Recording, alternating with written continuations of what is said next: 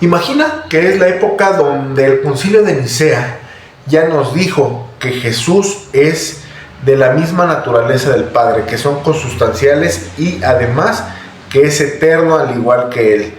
Muy bien, en esto, pues bueno, la cristiandad dio un gran paso. Sin embargo, esto no terminó con la teología arriana, pues aunque estaba ya proscrita de alguna manera, siguió existiendo en muchos sitios del mundo, sobre todo al norte de Europa, entre los godos.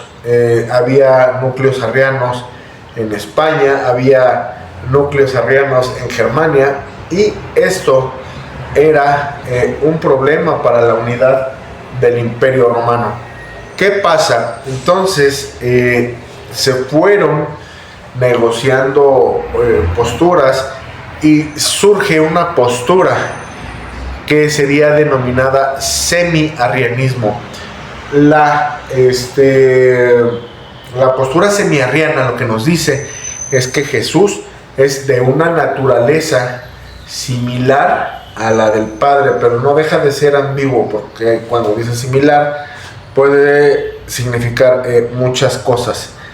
Entonces esto empezó a ser un problema, porque en muchos lugares, con tal de llevar la fiesta en paz entre arrianos y católicos, pues se empezó a llegar a este punto medio donde todos podían convivir, pero había un pequeño problema, que se alejaba de la ortodoxia nicena con tal de llevar la fiesta en paz. Esto por un lado estaba aconteciendo.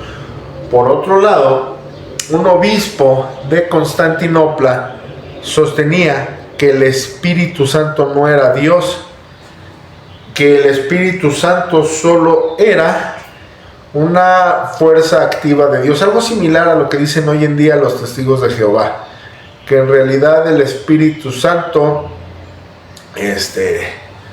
no es Dios. Y ojo, ambos estaban dentro de la doctrina ortodoxa nicena, porque ninguno aparentemente contradecía la doctrina nicena. Una la maquillaba, pero se caía en el riesgo de desembocar en el arrianismo nuevamente.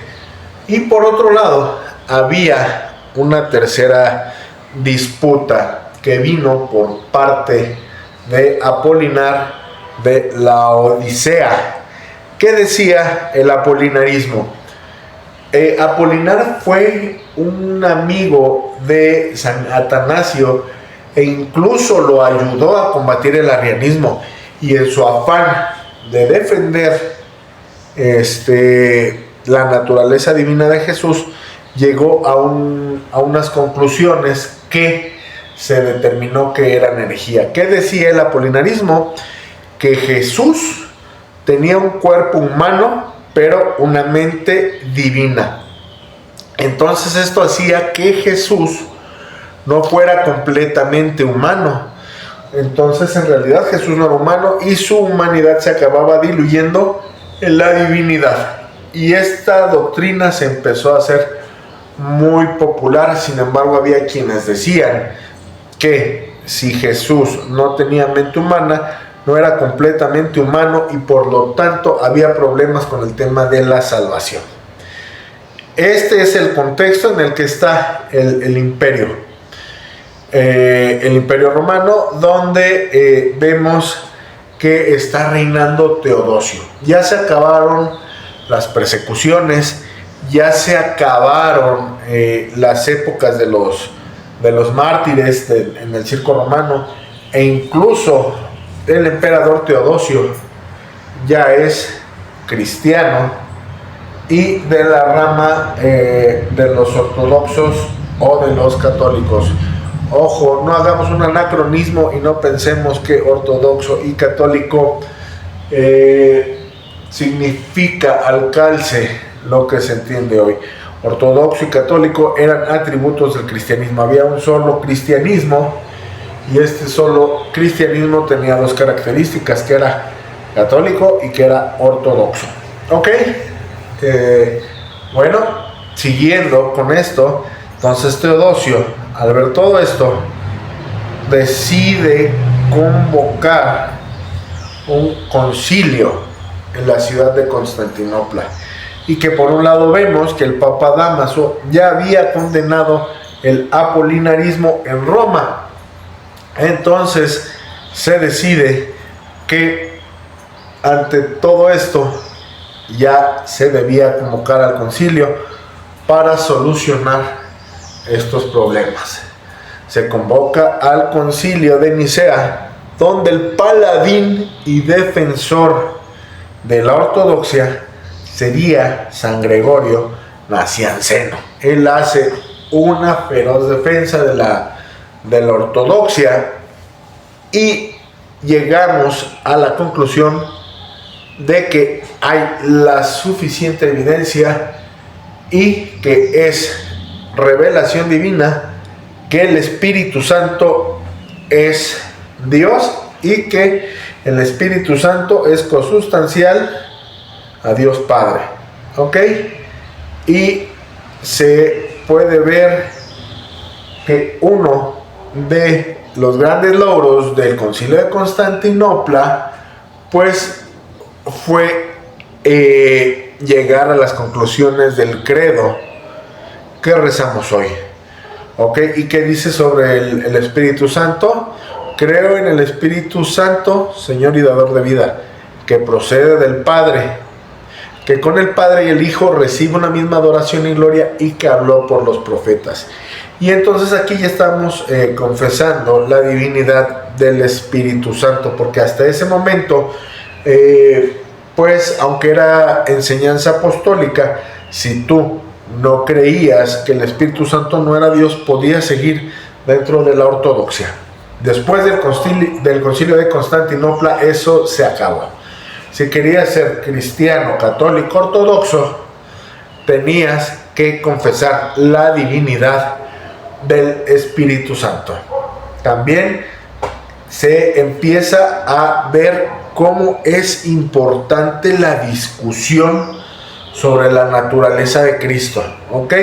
De plano queda descartado ya el semiarrianismo, pero por otro lado vienen las discusiones cristológicas que no terminarían en Constantinopla, pero bueno, se llega a un importante avance. ¿Por qué? Porque la naturaleza de Cristo seguirá siendo sumamente importante para hacer doctrina. Entonces, ¿qué es lo que pasa con el Concilio de Constantinopla? Que llegamos a la conclusión de que Jesús es completamente Dios, pero también es completamente humano, y no puedes tener que Dios no tenga una mente humana y que sea absorbida por el Logos divino. Eso no puede ser. Es lo que dice. ¿Por qué? Porque Jesús fue completamente humano. De hecho, aquí en este concilio se defiende que Jesús sea completamente humano también.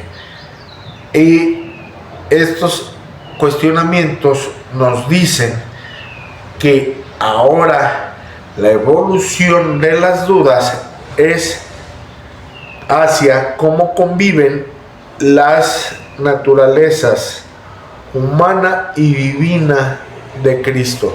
¿Cómo convive esa humanidad con esa divinidad en Cristo? Pero bueno, el Concilio de Constantinopla y San Gregorio Nacianceno nos dejan un importantísimo legado que los cristianos tenemos hasta el día de hoy. Dígase de todas las ramas, dígase de la rama católica, de la rama ortodoxa e incluso de las ramas protestantes.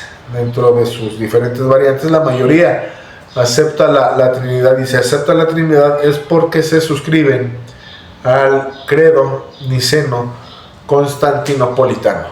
Y pues bueno, sin mucho más que decir, espero que les haya quedado un poco claro de qué trató el Concilio de Constantinopla, que fue llevado en el año 381. Muchas gracias.